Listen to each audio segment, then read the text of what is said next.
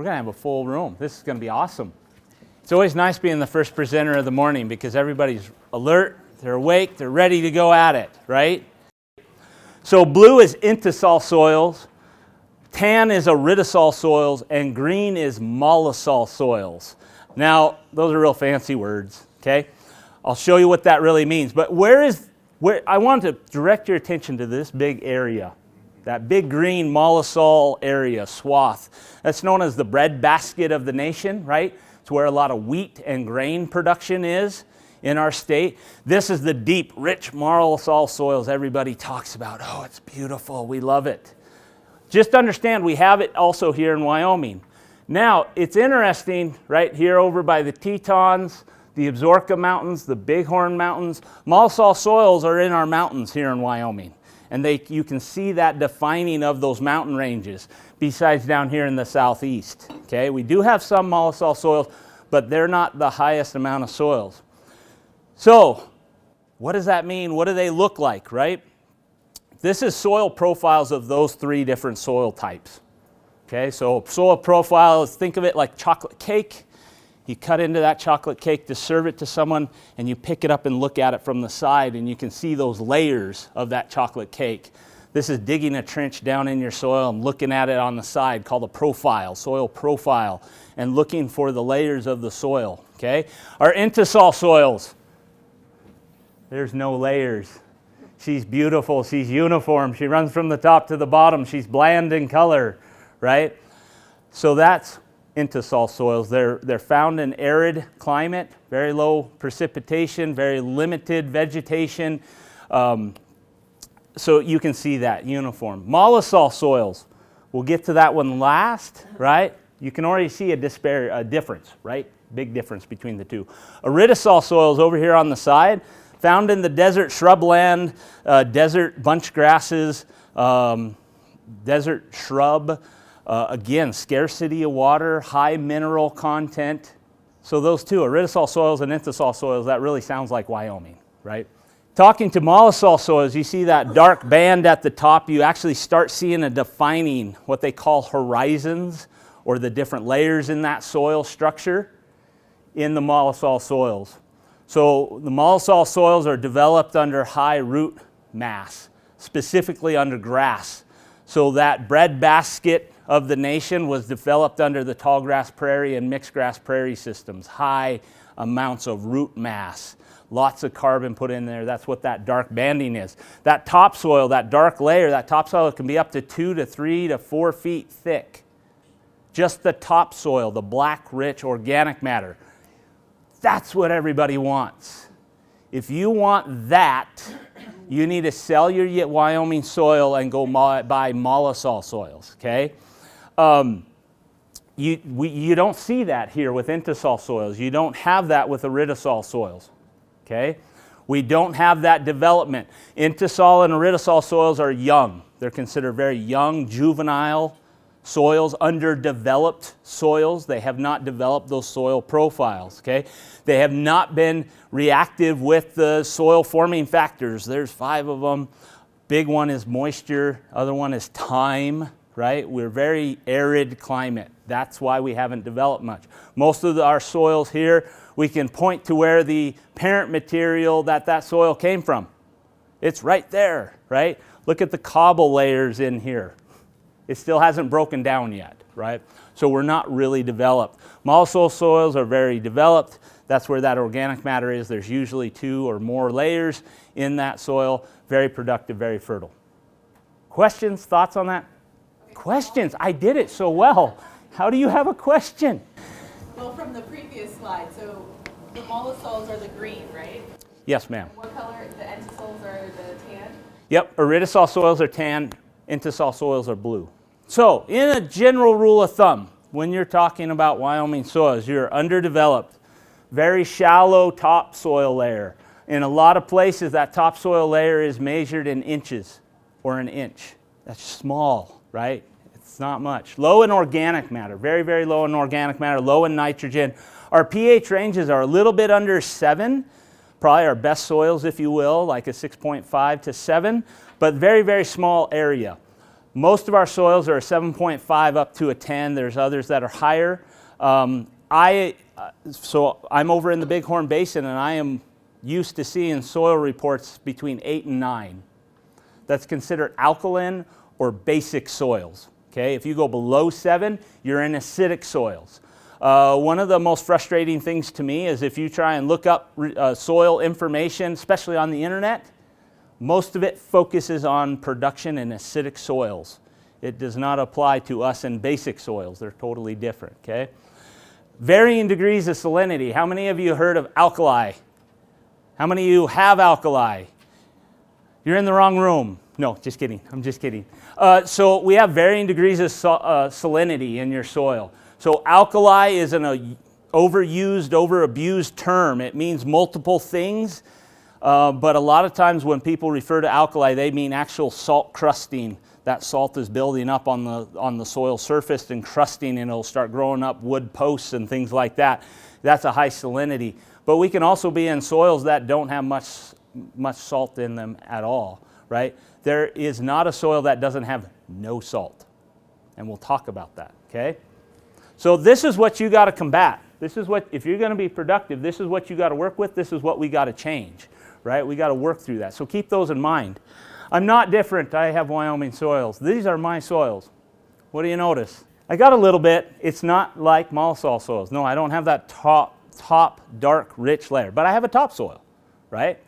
It's very uniform, right? It runs 4 feet down, and then you get into the sandy cobble layer underneath, okay? It's very, very tight, very, very hard. If you look over here, you can kind of see some banding or plating. They call it platy. That indicates clay and compaction layers, okay? So it's very tight soil. So you're not alone. I deal with it too, okay? The biggest message that I always try and communicate to people is the soils you have are what you have.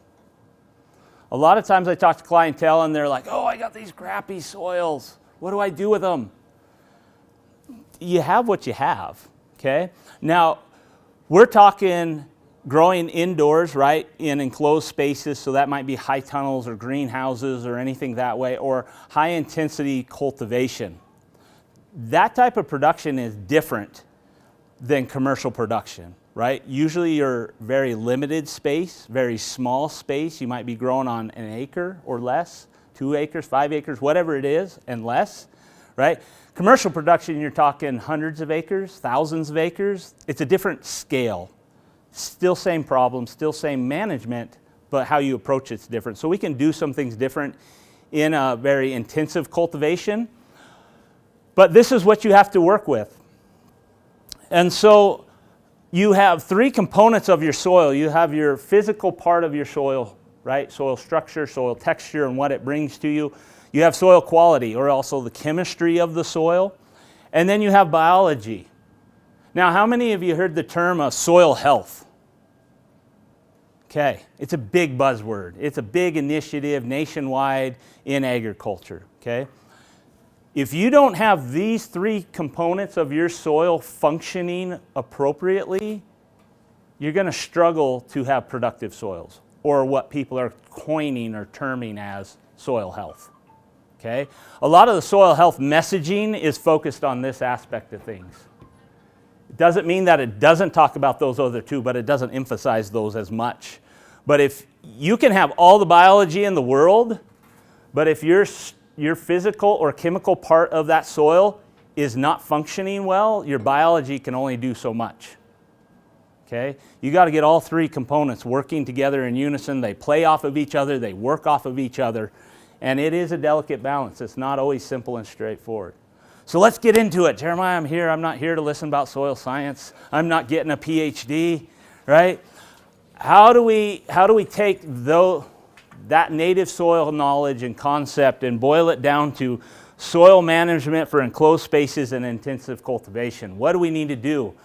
From my perspective, these are what you need to focus on for your management. Doesn't mean that there's not other things, but these are the main ones you really need to focus in on for improving your soils and making them as productive as possible, okay? Irrigation, we'll talk about it. That's at the top for a reason, and it's key.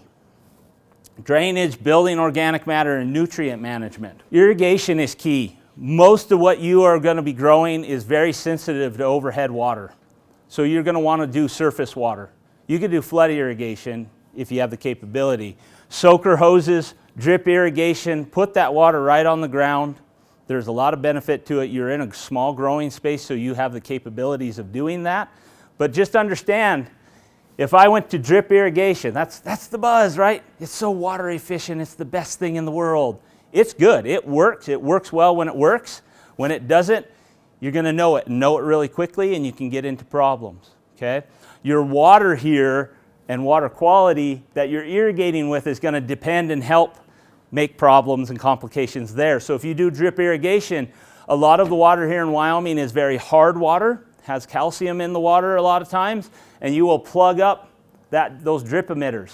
So you put in thousands of dollars or whatever it is in investment into a drip irrigation system, and in 2 or 3 years, it's all plugged up. I now don't have an effective, efficient water system, okay? So just understand that. But putting that water on the ground, on the soil surface, soaking that in, is very, very key. You don't want overhead irrigation, especially in an enclosed system if you can help it. Other thing with water quality, and it pertains to this quote, the soil amendment that you apply the most to your soil is water. I heard a crop advisor say that on commercial crop production. And I was like, that is the best way to capture that. That is phenomenal. And you don't think of that. We think of amendments like, oh, I'm going to put some compost on, or I'm going to put some fertilizer on, or whatever else you're putting on as soil amendment. But the one that you put in the most quantity or in abundance is actually your water. Now, before you go out and change your water, I find it very frustrating. So what I'm trying to point to is our water quality makes a huge difference. Okay? Now I'm going to caution you with that. Don't go home and be like, oh man, I need better water, because buying water is expensive. Okay? But just understand, if your water is alkaline, right, basic water, it has high hardness, it brings a lot of salt to your growing conditions, putting that water onto your soil may combat everything you're trying to do to make a more productive soil, is all I'm trying to say. Well, Jeremiah, I want better water. I want the best garden in the world, right? I'm growing the Garden of Eden in Wyoming.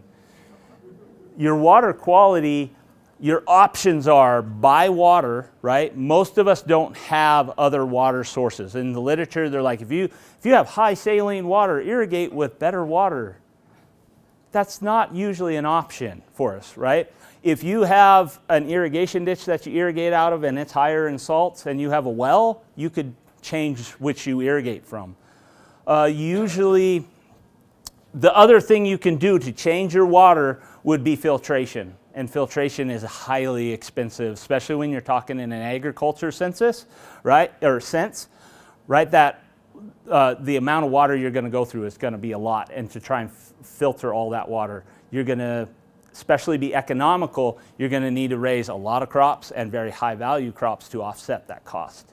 Okay? Questions here before we move on? Okay. The other thing I would say specifically, and it fits directly to Wyoming, we're a dry, semi-arid state. You don't get much moisture from the air, right? In the form of snow or in the form of rain. So in PAL, I get 6 inches of moisture annually. It blows a lot of people's minds when I tell them that, especially when I'm working with other educators in other states, especially in the East. That is a far cry from 20 inches or 30 inches of moisture, or even jumping over the Bighorn Basin to this side. If you get tucked up against these Bighorn Mountains, you can get 18 inches of moisture. Woo, you guys are living in paradise, right? So that precipitation really makes a difference. So what do we do to offset it? We irrigate. Okay? In the Bighorn Basin, raising alfalfa takes 32 inches of water a year. It's a lot of water. Okay? So, but why is it so important? It's the number one thing you can do for your crops. If you don't have a proper irrigation system or an efficient irrigation system and you're not irrigating properly for that crop, you're going to struggle to maintain a healthy, productive plant, period. And from there on, everything else you do doesn't really matter. You can fertilize it, you can control pests in it, but if you are not controlling your water and doing an efficient job with your water and keeping that plant irrigated, you might as well be fighting an uphill battle. So that's number one. I would focus there first. If we don't manage our water and get on the high side, too excessive, too much water, it's pooling, it's standing, we're slowing root growth, we're increasing iron chlorosis or other nutrient deficiencies, we're leaching nutrients, we're promoting root rot. If you're running into root rot situations, you have an irrigation issue or a drainage issue, right? Insufficient moisture. On the flip side, right, we're drought stressing our plants. We're not, we're reducing crop size, yield, all that, production, right? We got to play in the middle. We got to find the sweet spot. That's what everybody asks. Well, how do I know? I set the hose for 10 minutes. Is that enough? Should I do 15?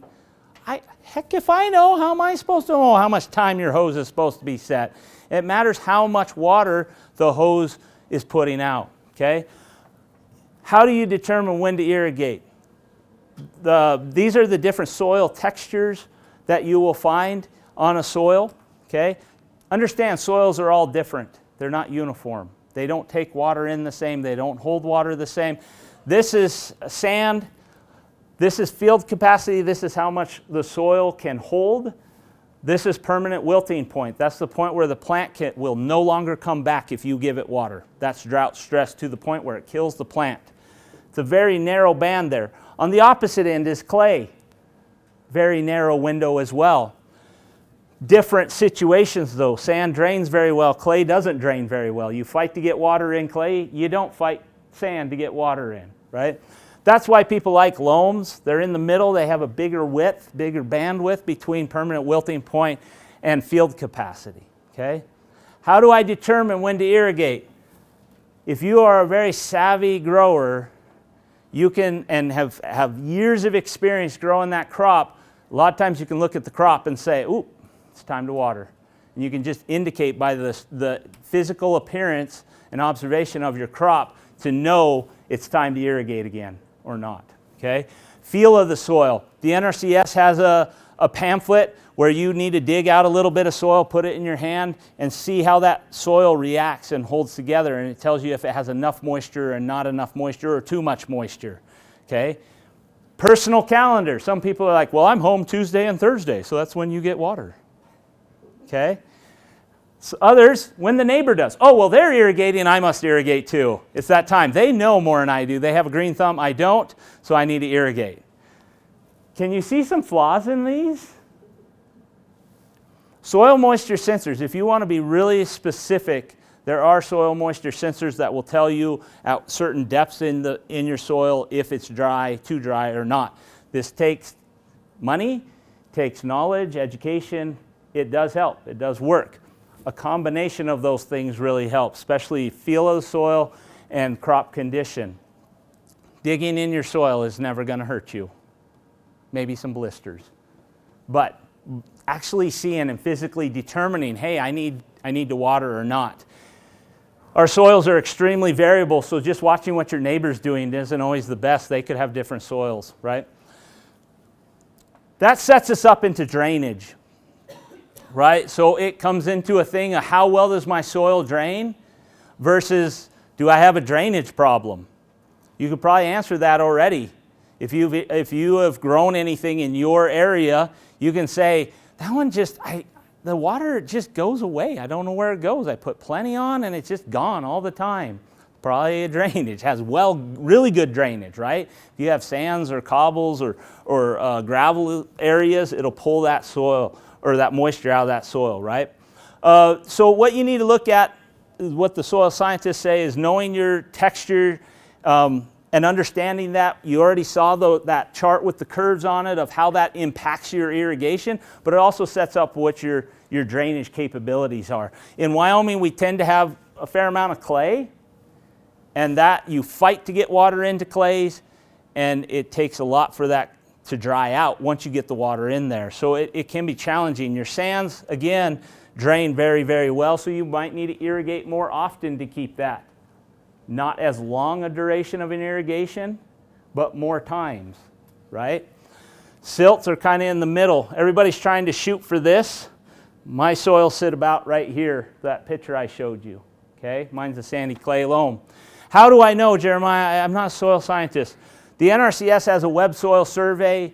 It's really useful. It's great. It takes a little bit. It's not the most intuitive or easy to navigate, but you can zoom in aerially to your property, have an aerial view of that, and get the different soils on your property. And you could have more than one, okay? So that's a good start.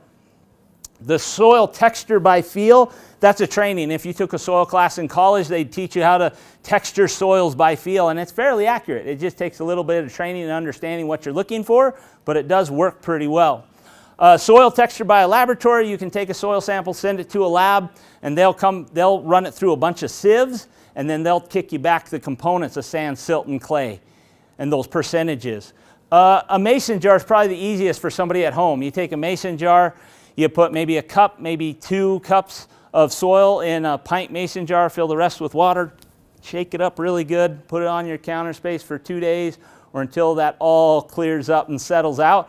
The bottom layer is going to be your sand, the middle layer is going to be your silt, and the top layer is going to be your clay. Estimate the percentages of those. You put the percentages on this triangle. Percent of clay, right? Follow this line. Percent of sand, follow this line. Percent of silt, follow this line. And wherever those lines all come together, that's the type of soil you have, the soil texture, okay? But that indicates how well that soil drains or does not drain. Now, I'm not going to go too deep into this one, but just understand that soils come in different structures of how that soil is put together, okay? You have granular, blocky, columnar, prismatic, platy. We saw some of this in my soil, okay? Massive. They all drive to how that water reacts within the soil. Sand being the single grain being the most. You put a lot of water on, most of it goes out. Rapid, right? Here's that single grain. The granular. This is a lot of times what you see in mollisol soils. People talk about it as like chocolate cake crumbs, something like that. It does a very effective job. It drains well. If you have the organic matter in it and have a loam, it holds that moisture retention really good. The prismatic and blocky, a lot of water comes in, not as much water goes out the bottom kind of idea, okay? It slows that water going in, and it gets even worse once you get to platy or massive, okay? So that platy is like what you'd see with clay. So you're going to water and water and water and water, and it just keeps sucking it up. It takes a long time to do it, but that water doesn't drain through, okay? You need a balance. If you drain too much too quickly, you need to shorten your duration and extend how many times you do it. Does that make sense? Every other day watering. If you're in clay, you might need to irrigate real slow, soak it, but you might not have to come back to it for a week or 10 days or more, right? That's why getting in that soil and digging around and looking to see what you have matters. Questions on that? So drainage of your soil is going to really vary and be a big part. Go ahead. Can you say the website again where you can visit and see what type of soil you have? Yep, it's the Web Soil Survey with NRCS. So if you just put that into a search, internet search, NRCS Web Soil Survey, you'll pull it up. You could also go into your NRCS office and they would help you navigate that. It's a pretty handy tool. It's a little cumbersome, but once you figure out how it works and all that, it's pretty handy. Was that what you needed? Yes. Great. Okay, so that takes us, so drainage. Everybody's like, well, I don't have great drainage. I have Wyoming soils, Jeremiah. I want to know how to make them better. Another aspect that you need to look at, and this plays into the other two parts that we've already talked about. If you have soils that are not like sandy soils that are not retaining that soil moisture, Or you have clays that don't drain very well. How do I improve those? One big one, and this is what the soil health thing all focuses on, or majority of the time focuses on, is organic matter. Increase the organic matter in your soil. It makes a difference. Which one would you rather have? The bottom one, right? It looks so good. You can see it's hard, it's tight. Look at the cracking, indicates probably clay content, right? But the thing I want to caution you on, increase your organic matter to 5 to 8% organic matter. If you want to get excessive, fine, go to 10% organic matter. But if you get higher than 10% organic matter, you can actually get into other problems, not necessarily all bad, but other problems. I've heard of somebody that got their soil analyzed and it was at 40% organic matter. You're pretty much not growing in soil anymore, right? You are in a non-native substrate or matrix that you're growing in. Can crops grow in that? Yes, they can do that, right? We're going to have a presentation on hydroponics. We don't even have soil in the equation, right? So plants don't necessarily need the soil. But with organic matter in particular, if you get too high of organic matter, like that of 30, 40% or more, that organic matter actually can start tying up nutrients. And it's not necessarily available to those plants. If you start getting into high organic matter, do you know how to release those nutrients from the organic matter? You have to have a biological die-off. You got to kill the organic, the biology that's working in there. A lot of times tillage, right? We're oxygenating to ramp up the biology so it superfeeds, and then you have a biological collapse. When that biological collapse comes, the nutrients and everything that was tied up in that organic matter is then released to your crops, okay? So pushing to 5, 8% organic matter would benefit you. It's going to improve your drainage. It's going to improve your irrigation holding capacity. The organic matter is the buffer of the soil, okay? If you're on the edges, it's going to kind of bring you to the middle. Does that make sense? It is not going to take this clay soil and just make it the perfect mollisol soil that everybody wants with high organic matter, okay? So if you want deep, rich mollisol soil, sell your property, move somewhere where they have it, okay? But you can still improve your property or your soil and be very productive with it. Does that make sense? That usually drives people to this question. How do I get organic matter in my soil? There's numerous ways: composting, crop residue, manure, mulching. So the big caveat that I want to highlight with these, in terms of Wyoming, you can do it. Composting is hard in Wyoming. If you are going to make your own compost pile, it is hard. We are a semi-arid state, okay? I love Western history. I love our Western culture. I can't remember now. I want to say it was like 6 or 7 years ago, they found a Henry repeating rifle, an old model, found in Nevada, propped up against a cedar tree. It still had the stock and everything on it. It was rusted. They don't know how long it had been out there, but it was a model from the late 1800s. Not necessarily that it was out there in the range from that time period on, but you could still pick it up, hold it to your shoulder. You probably could clean it up and still shoot it. That's what arid environments do. Things don't break down quickly, okay? Especially wood. Wood is organic. So if you're going to develop a compost pile, one, you need a lot of organic material, and you need to get it in the right carbon to nitrogen balance so it will break down and actually turn into compost, or else you just have a big pile of organic matter, okay? Especially wood. Wood doesn't break down here very rapidly. You can go up in the Bighorn Mountains where they've done some thinning projects where they just cut small trees and laid them down. That was done 30, 40 years ago. They're still logs. Okay? Things break down extremely slow. One of our biggest limitations is moisture. So you're going to have to actually apply water to your compost pile to get it to break down.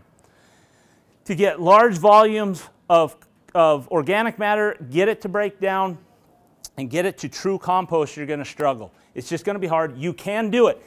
It just takes effort, and most people are like, oh, I don't want to work at it, Jeremiah. I just want the Garden of Eden. Okay? Crop residues. keeping your crop residues, working those into your soils, that can be very productive. It can help increase organic matter. We'll talk about it a little bit more, but just understand, if you don't have good crop rotation and crop management, if you have diseases into those crops, depending on what that disease or insect pressure is, by retaining that crop residue and not removing it from your growing conditions, you can harbor that pest, maybe disease or insect, over to the next year, and you can start compounding your problems. So there's a pro and a con to this, is what I'm trying to tell you. It's not all roses. Manure. A lot of times manure, you need it in large quantities, large bulk. You got to get it out of big feed yards or things like that. If you have soils that don't drain well, and I'm irrigating with water that's high in salt anyway, and I put manure on it, you can continually drive your salts up in your soils, okay? Especially in soils that don't have drainage. That's one of the big concerns of manure, is the salt content of it. Mulching. Mulching is an excellent thing to do, covering that soil surface. But understand, we're putting out, usually it's hay, old moldy hay, or straw. Right? It's good. We bed our plants in with it. It can't, if you do it deep enough, deep, 4 inches, 6 inches, you can smother some certain types of weeds. Okay? So it can be very productive. As it sits there and you water it, it can break down and turn into organic matter, but you're trying to compost that land on the soil surface. There's challenges with it. Most of composting, manure, and mulching, you got to know where that source came from, because you can have herbicide carryover that comes through those products. And now you don't have anything if it's the right type of herbicide. Most of the time, the herbicides that are going to carry through that are going to be growth regulators. They're a broadleaf weed herbicide. The crops you grow are mostly broadleaf plants or crops. They're very sensitive to them. And so you cannot have that. So you really need to do your fact checking of where those resources are coming from. Yes? Maybe you'll get to it, but where does a cover crop fit in terms of increasing organic? I won't get to it. Let's try and tackle it at the end. But it can help. It's just a matter of how you incorporate it, right? The big concern I have with all of those, it is not compost. I've gone to so many places and people are like, yeah, I've been composting the last 5 years. No, you're not. There's the wood chip. There's the manure pile in the garden, right? If you can identify the source of where it came from, it is not compost. Okay? So you're adding organic matter to the soil, but until that organic matter breaks down into a non-distinguishable function, it'll turn into that black function, right? That what is true organic matter in the soil, it's not functioning for you. You haven't increased the organic matter in your soil. You've just added organic materials to your soil. Does that make sense? The problem with organic material, especially wood chips, but all of them, they take nitrogen to break down. So if I put that in my soil and I have wood chips and I have straw and that, they're going to start tying up nitrogen in your soil that your crop does not have available to it because it's trying to break down. The microbes that break that down need nitrogen to complete the process of breaking that down into organic matter. Okay? Make sure you're putting organic matter on your, compost onto your soil to increase the organic matter, not just organic material. Does that make sense? Are we good there? Okay. One good one that you probably could look into, this is going to cost you money, okay, but is vermicast. The benefit of vermicast is it's when you buy it, it is organic matter, right? That's what organic matter looks like in the soil. It's there. It's going to be rich in nutrients. It's going to do a lot of great things for your soil. You don't have the herbicide carry worry with vermicast. Okay? You could do it yourself. I've heard of people talking about taking a big round bale. Go buy a big round bale of hay, alfalfa, and then cut a notch in the top of it. Buy some red wigglers. Put them in there. Do that like in October. If everything goes well, you might need to add a little water to the bale. By spring, you might have some great vermicast you could put onto your property. It's still going to cost you money and effort. Okay? Nothing's free in this world. Maybe there is. I don't know. Okay? But that would be a good one to use, but you're going to need lots of it. Don't try and look. It depends on how big of a space you're managing. If I'm only growing in these tables as my raised bed, oh yeah, I can go buy 4 or 5 bags of vermicast and I'm great, we're good, right? But if I'm trying to grow in this room or an acre, bite a little piece off at a time. Okay, don't go whole hog, don't try and do it all at once. Work into it, make a phase. You can incorporate this with everything else that you had. Okay? Questions? Where is that available? You can buy it through your garden centers. Home Depot's, Ace Hardware. There's a place up out of, where would that be? I want to say it's up by near Laurel. There's a farmer that's producing some. There's some maybe here in the or over here in the northeast part of the state that's doing it. I'm not sure. But this is something that people are starting to get into just as a business. So there might be some private businesses around here, but you can easily find it at Ace Hardware, Home Depot, Walmart. Maybe Landon's might have some or something like that. So it's fairly readily available. And if you want to go commercial, like you can look online and find a source, and they can bring it to you with semi-loads. You get it in big old bulk bags and have fun, right? So yeah, it's readily available. So do you mix that in? Yep, so I'd put it on your soil surface, so you can do 2 ways. It depends on your growing system, right? You can put it on the soil surface, and you can water it in, and over time it'll work itself in through your irrigation, depending on what irrigation you have. Drip irrigation is going to be the slowest and not really work that in. A lot of times people will want to spread it on and then work it in. If you do rototiller, you're going to be counteractive to what you're doing, right? The more we oxygenate that soil, we're wrapping up the microbes in the soil, and they're consuming what we're putting on there. And so you might have to put on 10 times that to overcome that or more.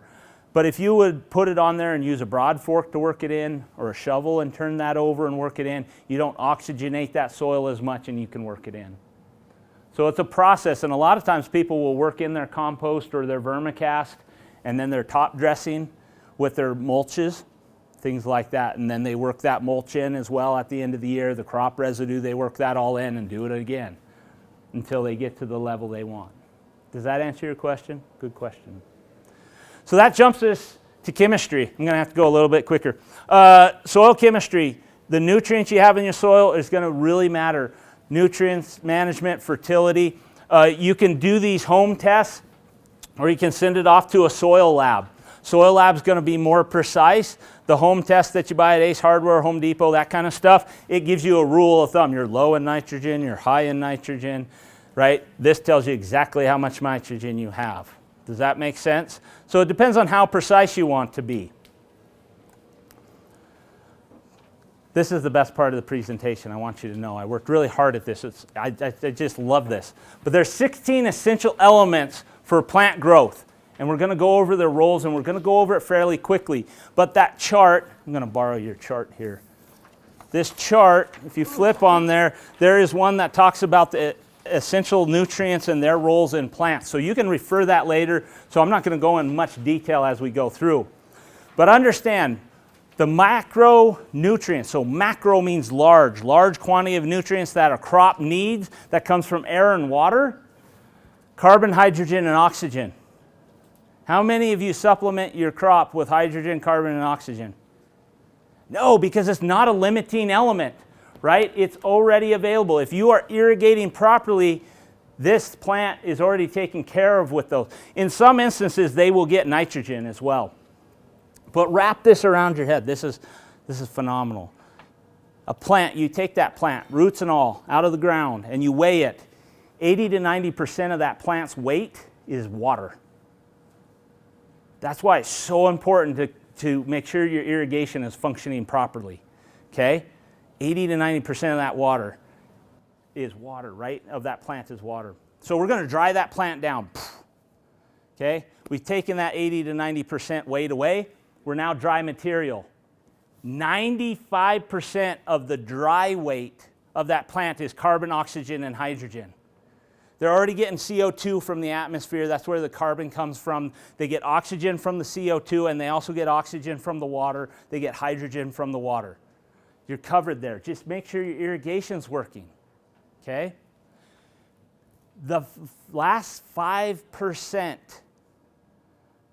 of that weight of that plant is the rest of the essential nutrients. So 13 other essential nutrients are that 5%. Okay? How many of you focus more on this than everything else? You got it backwards, I think. You got to fix all the other stuff first, especially the water, before you worry about the nutrients. Okay? Nitrogen, phosphorus, potassium, those are our big macronutrients. Everybody loves those. That's what we look at. That's what we fertilize with. Why? Because we get crop yield responses to them. I put more nitrogen on, I get more growth. It's a direct correlation, right? Other macronutrients, these are considered the secondary macronutrients: calcium, magnesium, and sulfur.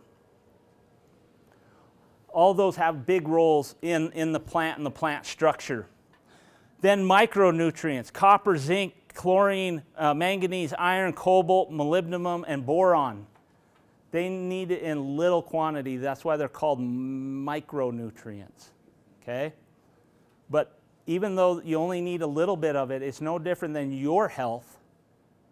If you're taking multivitamins, this is what you're doing, is making sure that you have adequate levels of these nutrients for your health. It's the same thing with the plant. And so if you're only putting nitrogen, potassium, and phosphorus on and not doing the micronutrients, and you're still having some problems, this could be your component. You might have a deficiency, especially, so that front page of that chart, right? This is a soil pH, and it shows how your nutrients are available, how that limitation to your plant is depending on your soil pH. So if you look at, I had it backwards. So if you look at 7 and you look down through all those different nutrients, it looks pretty good, and that's why everybody wants to get to neutral soils or 7. If you look at 8 or 8.5, you see those bands kind of starting to do this, right? And you have a lot of nutrient limitations in there. Boron, copper and zinc, manganese, iron, those all can have limitations at those nutrients. You can have it in the soil, but it's tied up and not available to the plant, okay? So managing those micronutrients really matters. So be aware of, again, this is a whole, you need to go get a PhD, right? There's a lot of information here packed into it. But just understand, not all nutrients respond the same in the soil. Some are more mobile, like nitrogen, readily leaches out of the soil profile. Phosphorus is not mobile in the soil. So a lot are different. They fluctuate with various of growth stages of the plant. So the nutrients respond and react differently within the soil. The nutrients respond and act differently within the plant. So there are some nutrients that are mobile in the plant, meaning new tissue can reach down into old tissue and move nutrients up into that tissue. Other nutrients are not mobile, so that nutrient needs to be absorbed and available in the plant at that time of plant growth, during that plant stage. So it's a key timing through all of that, making sure those levels are adequate at the right times. Understand that you can have deficiencies and toxicities, and the symptoms are similar. Especially with micronutrients, you don't need a lot, and it can take very little to get you over here into a toxicity or into a deficiency. So that's where testing and understanding how much you have and how much you need really matters. But how do I need to know, Jeremiah? Well, there are things called nutrient removal charts for all crops. Okay? You're doing carrots, you're doing lettuce, you're doing kohlrabi, whatever. This is one that I have used. It's from Egg PhD, nutrient removal chart. It's a phone app, but it'll list out, and it's off of what your yield goals off, pounds that you want to produce or bushels or whatever the crop is measured in, and it'll tell you what nutrients and how much in quantity it needs. So you need to look at what's already in the soil, and do I need to supplement some, and how do I do that? Those nutrients work in a law of minimums. So whatever is deficient is what's going to be holding your crop productivity down. Until you address that, it's not going to change. And once you address that, it could be water, right? We have that up here, water, soil condition, other growing factors. What would that be? The weather, right? Do you have control of that? Yes, you do. Buy a greenhouse. Okay? Light, molybdenum, all these. All of them are limitations. So if you don't have your irrigation working correctly, and that's your limitation, that's what's holding you down. You can put more nitrogen on. Until you fix the water or irrigation, it's not going to change. Okay? But once you adjust and fix one, something else is now going to become the limiting factor. Okay? So just managing that, balancing that as much as you can. And it always drives to this. Inorganic versus organic. Well, I heard on the news today, or I read on the internet, right? Let's go through it quickly. Inorganic, synthetic. That's another word that people use, synthetic. These are manufactured or refined from natural sources, okay? They're high in concentration, meaning they have high nutrients in them, which equals low volume. That is so convenient. How easy is that to apply? How many of you bought a fertilizer bag and spread it on your lawn or something like that? It's easy, right? It's a little 50-pound bag. We go, we cover a big area. This is wonderful. I've done it. It took me an hour, right? It's economical on a per pound cost of nutrient. So if you want to really look at the cost to the nutrient weight that you are buying, it tends to be economical, right? These fertilizers are meant to be fast release. Okay, that fertilizer comes down, it's a short duration effect. So as that fertilizer prill breaks down, releases those nutrients, you're talking months, okay, or less, maybe a month, okay, depending on what it is.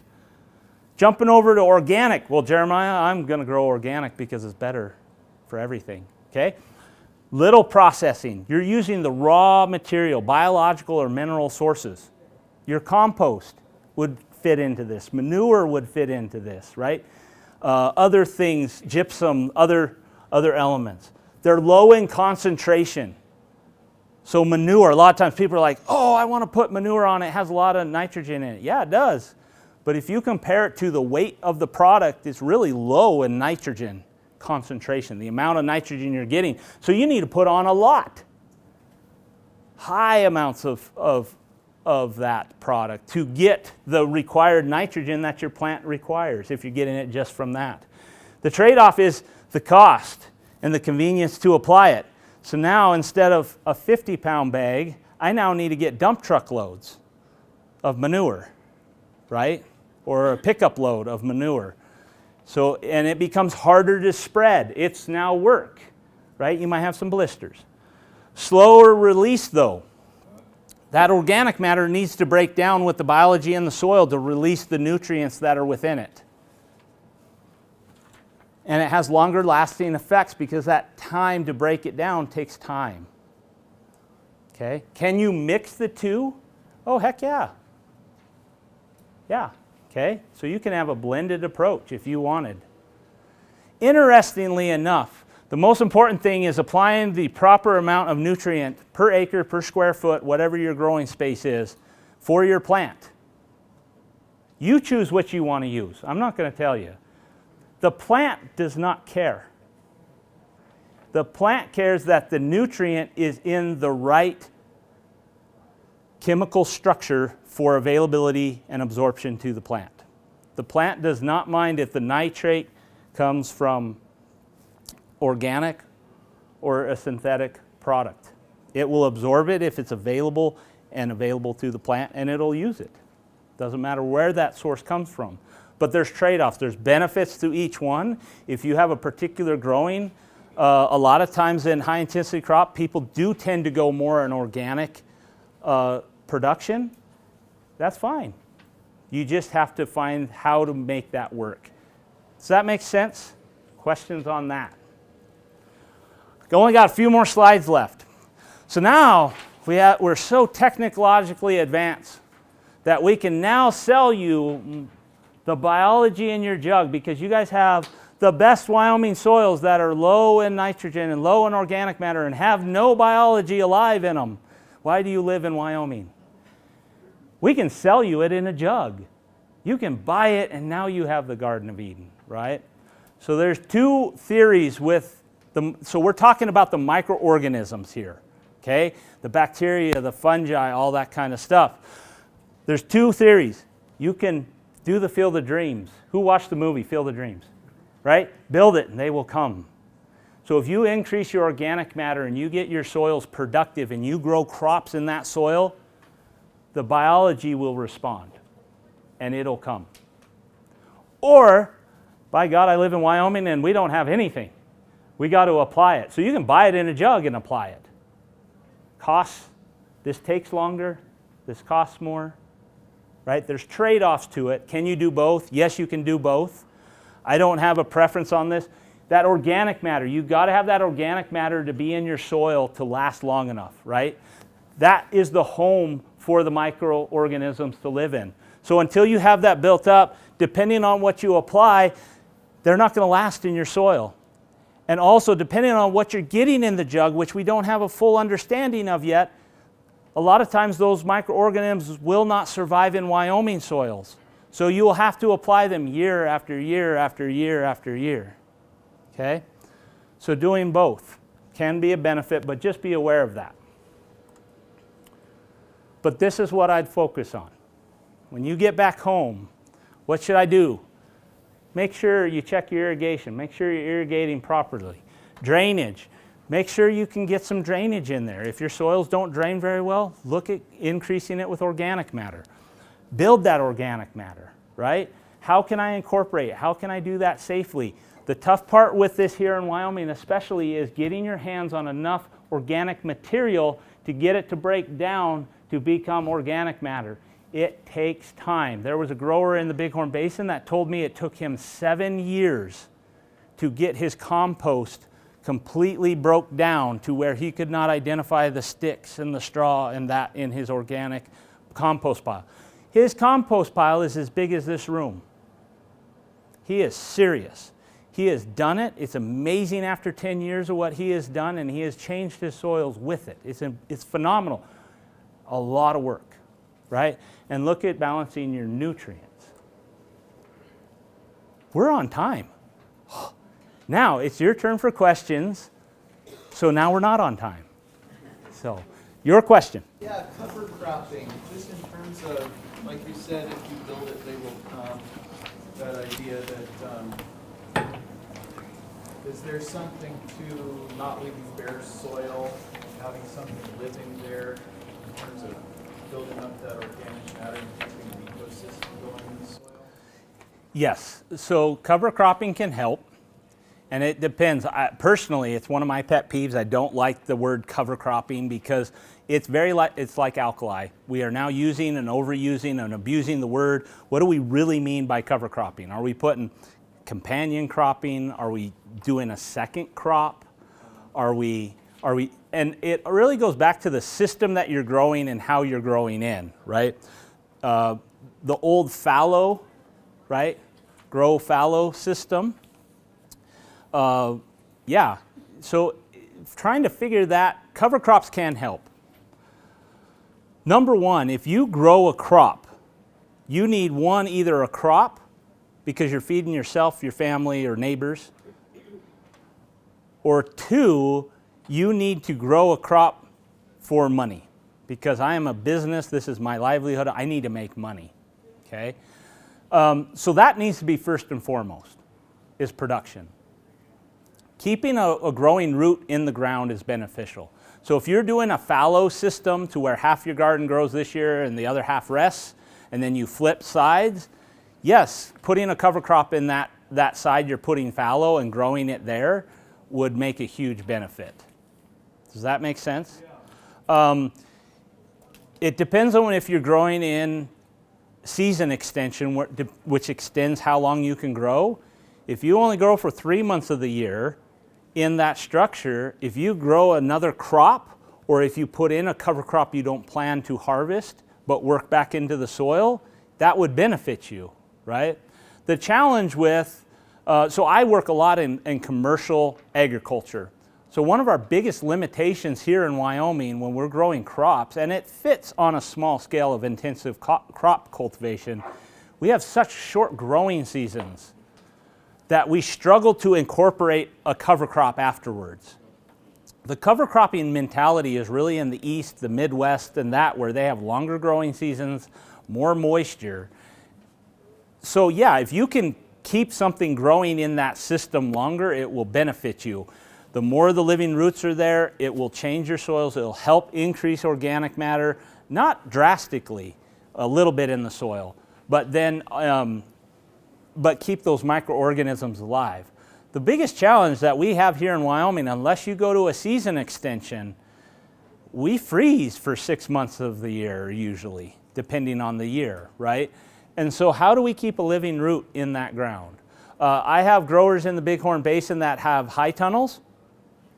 There's one that is growing 9 months of the year, and there's another one that's growing year round because of that season extension. So just keep something growing there really helps. But again, I think it fits back to, first of all, we have to first do the number one. If this is your business and making money, that has to be number one, right? If you can incorporate some crops that would help in a cover crop system, I think that can be beneficial. Does that answer your question? Yeah, that's great insight. It's a complex problem, and it depends on your growing system and picking the right one. Thank you for watching a University of Wyoming Extension presentation. And thank you to our partners and sponsors. Check out some of the other Harvest Wyoming 2024 presentations.